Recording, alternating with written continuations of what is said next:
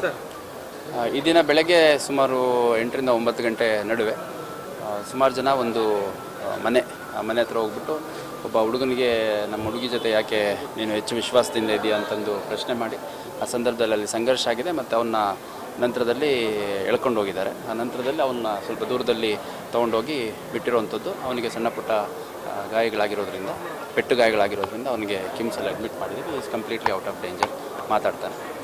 ಮತ್ತು ಸ್ವಲ್ಪ ಪೆಟ್ಟುಗಳಾಗಿದೆ ಅಷ್ಟೇ, ಯಾವುದೇ ಮಾರಕಾಸ್ತ್ರಗಳಿಲ್ಲ, ಬಟ್ ಪೆಟ್ಟುಗಳಾಗಿದೆ ಒಂದು.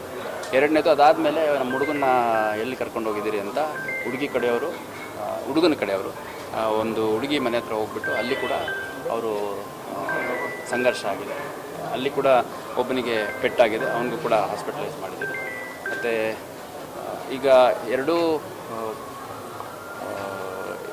ಕಡೆಯವರು ಇನ್ನು ಯಾವುದೇ ಕಂಪ್ಲೇಂಟನ್ನು ಕೊಟ್ಟಿಲ್ಲ.